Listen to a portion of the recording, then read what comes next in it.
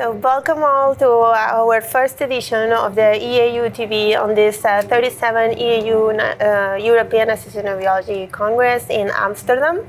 Our focus today is going to be kidney cancer.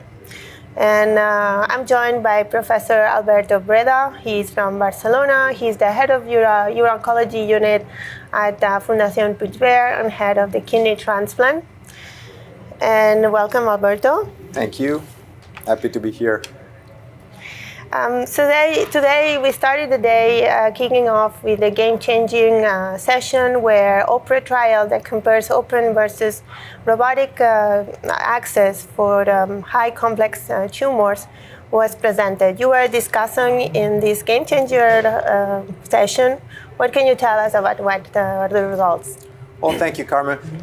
This is a very nice prospective randomized trial. We started back in 2019 with the aim to compare robotic to open partial nephrectomy and with the aim to demonstrate superiority of robotic-assisted partial nephrectomy in intermediate and high complexity kidney cancer, renal score over 7. The problem of this OPERA trial was that it was underpowered. They had to stop the recruitment earlier because of lack of recruitment and because, unfortunately, of the COVID-19. So the N calculated was 600 and they only recruited over 200 patients. Although underpowered, they were able to demonstrate a superiority of robotic-assisted partial nephrectomy in terms of reducing complication rate. Again, data has to be taken with cautiousness because of the underpowered study. The other issue is that was commented is that you have to think that when these centers, there were majority of the centers were, I think there were 12 out of 20 centers recruited cases. But the majority of the recruitment was performed by 4 centers in Germany. So there was a little bit of a challenge in this respect. And despite this, in the group that were randomized to open partial nephrectomy, 22% of the patients in the end dropped off because they didn't want to have an open surgery. So we have to think about nowadays the challenge of comparing any robotic surgery to open surgery. It's not only the surgeon choice, but it's also our patient choice. And that was a little bit the bottom line of my discussion, going back to what Dr. Tim O'Brien said already in 2011, whether should we or should we not perform randomized trial in this setting of patients where we know already that the recruitment will be a problem. And in fact, he wrote an editorial saying exactly that Mercedes would never perform a randomized trial to demonstrate that their new models are in fact superior to the old ones. Yeah. So that is a little bit of the bottom line of this OPERA trial by Oliver Grimm and the team. But anyhow, they have really to be committed for this effort. So you would actually conclude that robotic is better in terms of this patient population? And well, how far would you push the limit for that? You know? Well, again, I would conclude that robotic is better, not based on this trial. Again, underpowered. So unfortunately, statistically significance here is very limited. In my opinion, it has been already demonstrated by many retrospective match pair analysis that robotic surgery, particularly in the highly complex cases, may help, may prevent or reduce the complication rate, which, by the way, when you're talking about renal score over 7, the majority of the complications that you fear are the AV fistula or the urine leakage. And of course, it's logical to think that if you have a tool that is much better in performing reconstruction, then of course it would result in a lower complication. There was a nice paper from Larker in 2018 from European Urology match pair analysis already showing that the higher the complexity is, the better robotic-assisted partial nephrectomy becomes when compared to open surgery. So how do you see the future evolving towards what kind of next generation? Well, the future is difficult to predict, right? But if I had to predict something, then I would say that most likely you will hear more and more about robotic-assisted partial nephrectomy, and probably even more in challenging cases. Now, the real issue now is first, how do we train surgeons to become robotic surgeons, given the fact that yes, we hear a lot of robotic surgery all over around the world, but keep in mind that only 3% of the hospitals all over around the world, they have robotic access. So we still have, even in Spain, that we're still facing a lot of hospitals that are performing laparoscopy because they don't have the robot. So how do we foresee the future if we don't have the system available, number one. And number two, keep in mind that there's been a monopoly of Intuitive in the past 20 years. But now, as you know, there are at least 4 new platforms in the market. So to speak, Medtronic, Avatera, Medicoroid, CMR, they're all already in the market, and many will come in the future. So not only we will face issues in how to train surgeons, but also with which platform will they use and how to unify the criteria and the data in order to be consistent with what we're saying. So these are the challenges for the future, not to speak about artificial intelligence, augmented reality, and all that is coming, and it's already a reality. But don't you think that at some point we will be able to use any platform? It would be like using now stores or Olympus when they do TR, or, Yes and no.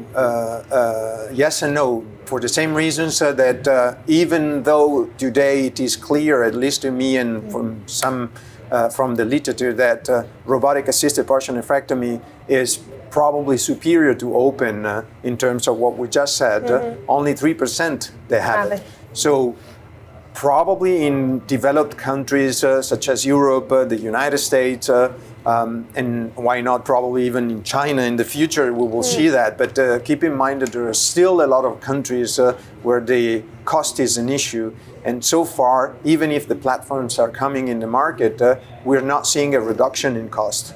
And therefore, I'm assuming that unless the health system changes, and I don't know how it will change in the future, given the fact that the world is going towards where we're seeing, I'm not sure where robotic surgery will be available for everybody. Certainly, it is the future. You see that in your kitchen.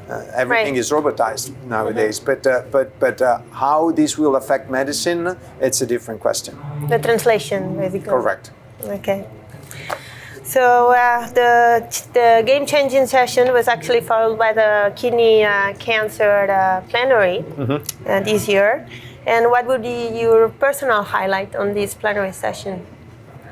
Well, this was a very good plenary session, I would say, when we were in the scientific office last year putting together this session. We thought very highly on how to underline the main issues in kidney cancer, and maybe the news on kidney cancer, given the fact that it's always the same in the past years, right? There's been very little changes in how we manage small localized kidney cancer. Maybe there's more changes in the field of uro-oncology, medical oncology, in the way we address neoadjuvant versus adjuvant treatment, both in the localized, locally advanced oligometastatic and metastatic diseases. So these were the sessions today, localized small renal masses, and then the metastatic disease.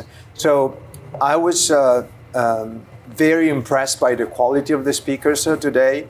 They were super qualified and excellent communicators. There was a very nice talk from Linehan from Bethesda, talking about genetic testing. We all know that he has been the pioneer and probably the father of this field in the years. And he had a fantastic pre-recorded surgery. Unfortunately, he was not here with us. Many of the molecular changes or molecular testing that he's doing have been also reflected in the last talk from Pablo Marotto, Dr. Marotto, who is a medical oncologist, who addressed the adjuvant management of metastatic disease. And in fact, it was easy to understand what he was saying, easier eager to understand what he was saying because of the talk of Linehan Right. on genetic testing, particularly related to the HIF2. And in fact, Pablo Marotto was showing us data on the new drugs available for metastatic disease, including the HIF2 and the triplet therapy. And we're used to hear the IO treatment, the combination treatment, but the majority of combination treatment nowadays for the locally advanced metastatic or oligometastatic are in the setting of pembrolizumab, as by our guidelines in monotherapy. But then when we're looking at the data, it looks like the combination, the combined therapy is the way to go. And in fact, there was a very nice talk from Axel Bax showing us that even though the guidelines are suggesting us to go with a monotherapy in selected cases for adjuvant management of locally advanced kidney cancer or even of oligometastatic kidney cancer, probably active surveillance in some metastatic patients should be an option, given the fact that if we fail pembrolizumab, then we don't know what to give to the patient. And in fact, that was interesting to see how the medical oncologists right now are expanding the indications of immunotherapy, checkpoint inhibitors, IO treatment, and today in a bimodal management, 2 drugs, but probably in the future in the triplet treatment. Also, there have been a couple of interesting talks about the imaging in kidney cancer. Peter Mulders showed a study, a trial they started already a few years ago on PET CT scan with zirconium, CA9 marked with zirconium, so the PET zirconium study on clear cell cancer, showing that the future is probably diagnosis via PET CT scan with markers marked with zirconium or some monoclonal antibody directed specifically targeting certain cancers. That was in the setting of a case presentation, very nice case presentation of an IVC thrombus.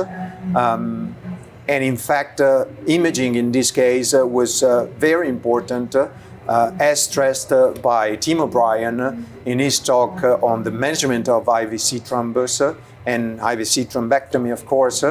He stressed 10 points, and it was very clear talk in which he basically addressed why it is so important in IVC thrombus patients, particularly level 3 and 4, how it is super important in imaging. He stressed the fact that we need to image these patients with maximum 2 weeks before surgery. So don't go to surgery if you have old images. He stressed the fact that we need to intervene and operate on these patients ASAP. So to speak, if a patient comes in on a Monday, you should operate on a Tuesday or Wednesday, because sometimes they simply don't have time. And also there was a very nice talk from Karim Ben Salah on neoadjuvant treatment. We heard a lot about neoadjuvant treatment. We heard that it's not working in the majority of the trials. It has been shown that in kidney cancer neoadjuvant, it looks like it's not the way to go. Although he showed a couple of nice studies showing that in selected cases, when you have a thrombus level 3, maybe starting a neoadjuvant treatment with checkpoint inhibitors may reduce the thrombus size. So still a lot to go. Okay, Karma, so maybe I have a couple of questions for you, because as you know, there have been another game-changing session, a plenary session today, which you were discussing and present with Dr. Powell's presenting his trial on adjuvant treatment for patients with high-risk renal cell cancer. Can you explain to us the trial and a little bit what they said? So today the results of the 30 months follow-up were presented for Keynote 564. And what this trial does is it compares placebo versus giving pembro for a year in patients with a high risk of recurrence. not only high risk, but also it includes a subgroup population of patients that had metastatic disease that was actually removed within 1 year of initial surgery.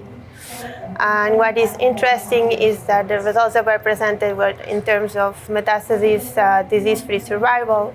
So the patients that had one metastasis appear after they were randomized.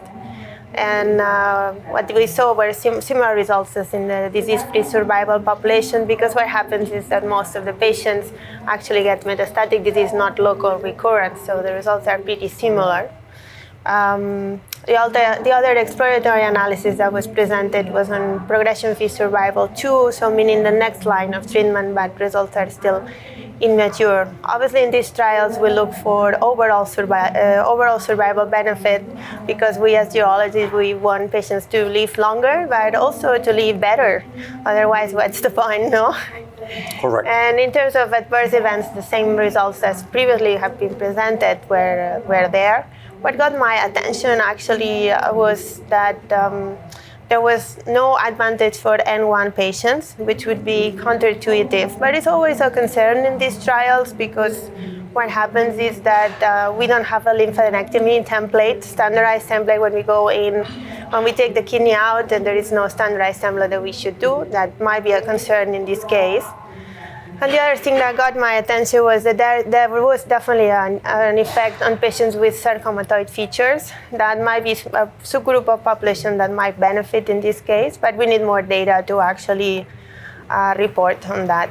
So is still an issue, this overall survival. So basically in this trial, I remember last year when we discussed this same trial, the same question was, what about overall survival? So this year again, we couldn't see any benefit. No, that will take at least 3-4 more years, because so far they have 66 events, and I think it's like around 200 needed to actually report the final outcome. So it's ongoing, definitely. Yeah. Well, that was certainly a great start of the Congress, Carmen. So, and it's very promising. So, what are you particularly looking forward for this weekend? So right now we have a few abstract sessions they will be ongoing today on basically on some technological issues like 3D reconstructions that could be interesting. And it's also one Monday thematic session on liquid biomarkers that includes a subsection on renal cell carcinoma that might be also very interesting, since the future is personalized medicine, and probably biomarkers can help us in determining which patient benefits best from certain treatments. So that can be interesting. Yeah, and in fact, this was a very nice topic today discussed also in my session on personalized medicine, and also discussed by Dr. Jewett at the very end in the state-of-the-art lecture, where he gave a fantastic lecture mainly on patients with renal cell carcinoma all over around the world. Is directing a very nice program on this, and personalized medicine, probably addressed with liquid biopsies and genetic testing and molecular testing. It's something that it's coming into the reality finally. Okay, so Carmen, thank you very much for having me here today. Thanks for watching, and we are thrilled that you joined us today. Please enjoy the rest of the meeting and stay tuned.